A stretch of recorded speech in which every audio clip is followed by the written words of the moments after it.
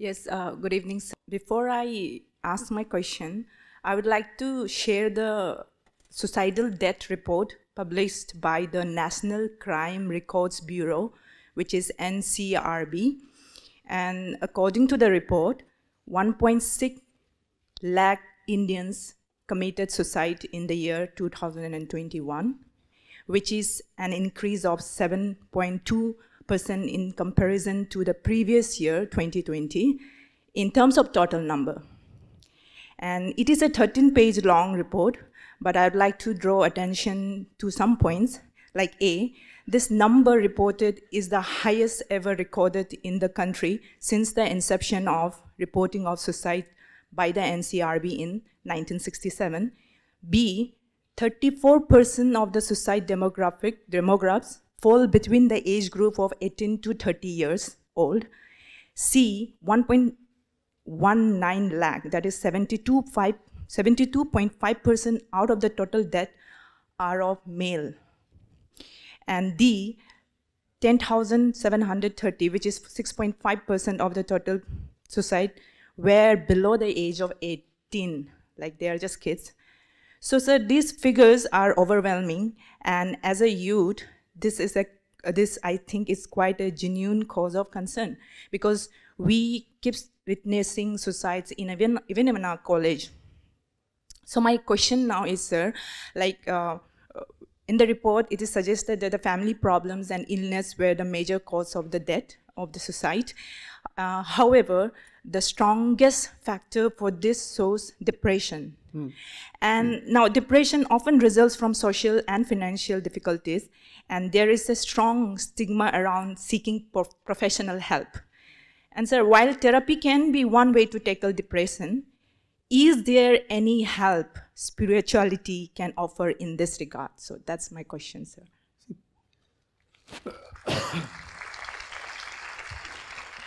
Probably spirituality alone can help. Please understand what is happening.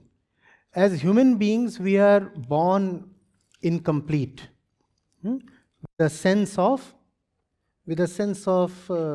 discontentment. And we carry that restlessness all our life, right?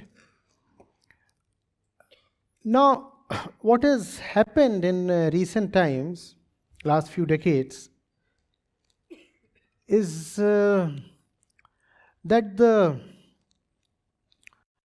market has been flooded with goods as a result of the Industrial Revolution. The Industrial Revolution obviously is a bit dated now, but the efficiency in production has been continuously improving. So we have a very mesmerizing kind of diversity and abundance in the choices available to us. You visit the market and there is so much available for you to consume. Now, so that you can consume, the producers have very cunningly instilled in you a philosophy that consumption is the purpose of life. You see, if somebody keeps producing, that does not guarantee that the product will sell. When you produce, you have to produce the product, and you also have to produce the consumer of the product, right? Only then you will make profits. Otherwise, the product will be there, nobody buys it, and you just run into losses. So, the producers have been very active in conditioning the entire population, and that's been happening across the world, all countries.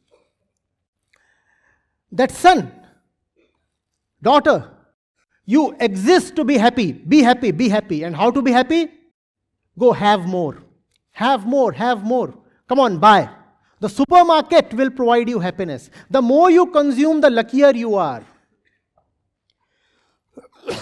How to measure how great a nation is? Just look at the GDP. The emphasis that you put on GDP is a thing of philosophy. Do we see that? The philosophy that says that production and consumption is a measure of human welfare. So, even as you sit here, you very well know the kind of respect that you will allot to your batchmates or your seniors who get the fattest kind of placements, right? Right? Somebody who has been a total jerk all 4 years of BTech somehow lands one of those coveted jobs and he becomes a respectable fellow, does he not? Or does he not?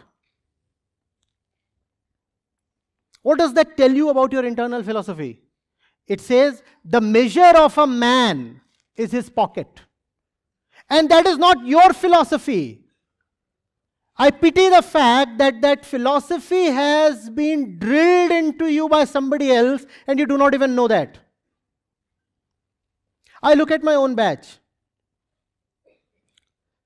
Some of the most ordinary and mediocre fellows from my batch are today somehow the most successful in monetary terms.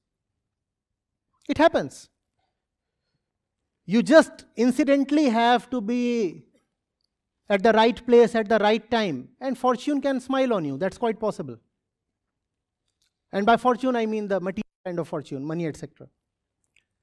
And the kind of respect and attention these people command is terrible, absolutely terrible.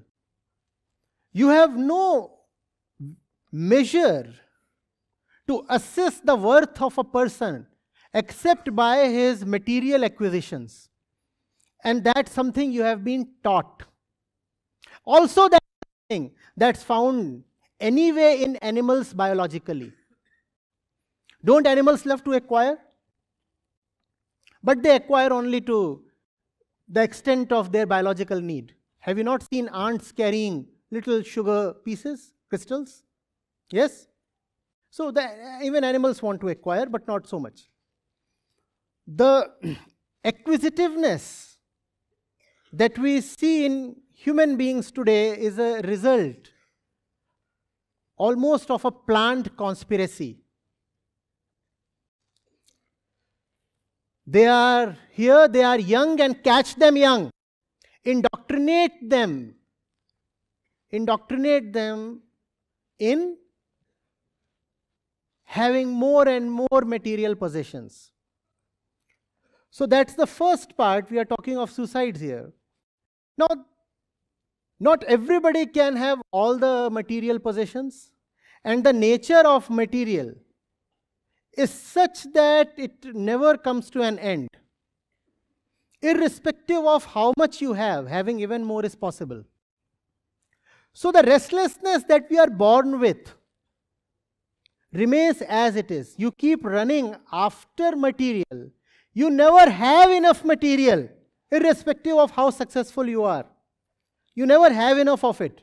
And so you remain restless. We are talking of suicides. See the connection.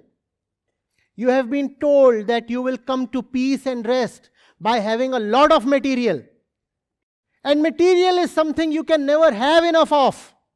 So you keep running all your life and still remain restless. See the relationship with suicide. The second factor. There is indeed a place where fulfillment is possible.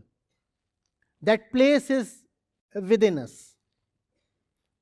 And true self-knowledge was something that used to lead people to that place. But there has been a rush of cults in the last 50 to 100 years all over the world. The first thing that the cult leaders have emphatically propagated is that there is no need to read the old religious books. They keep saying, we do not read any books. I have not read, being a guru, I have not read any book. And you too need not read any book. Just listen to what I am saying. Just listen to what I am saying. Do not read the old books. The result is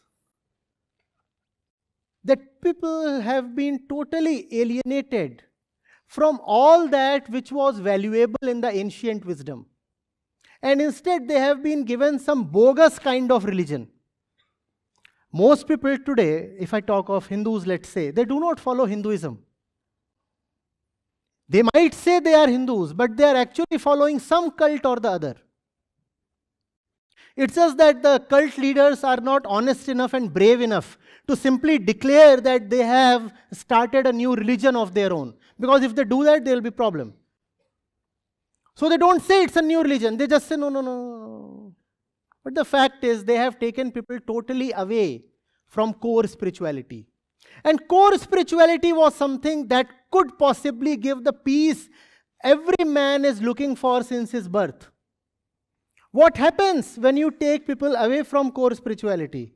The only possibility of getting peace and rest is aborted. See the relationship with suicide.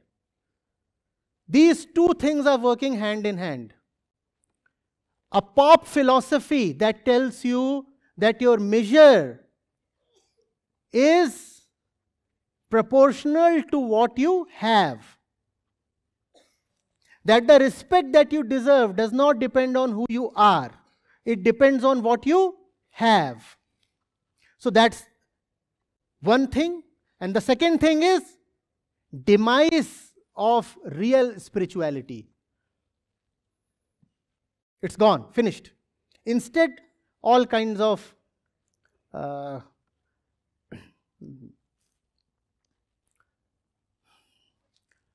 little shops in the religious marketplace have mushroomed. These two factors have combined, and the result is a lot of neurosis. People don't just suddenly commit suicide. First of all, they are neurotic.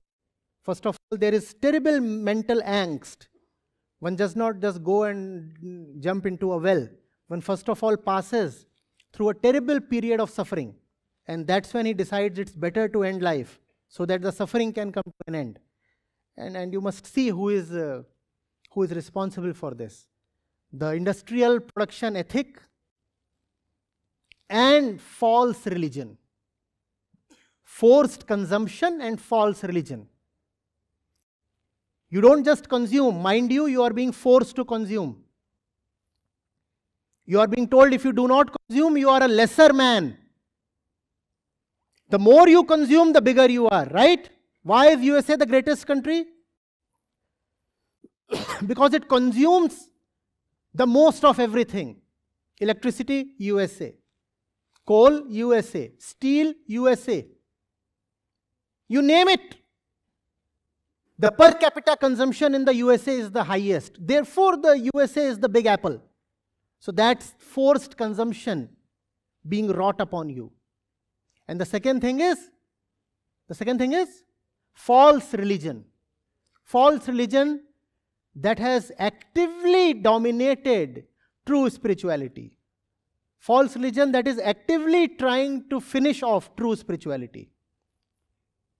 These two things.